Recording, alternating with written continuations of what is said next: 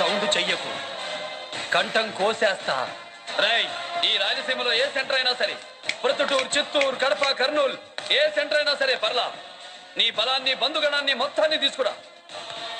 ఒక్కడనే వస్తా, చెమట పట్టకుండా చంపేస్తా. వస్తావా?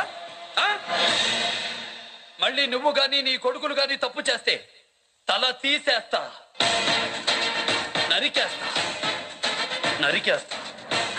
తండ్రిని చంపా మారలా, నీ మందిని చంపా మారలా, మారతావని లోపల వేయించా మారలా,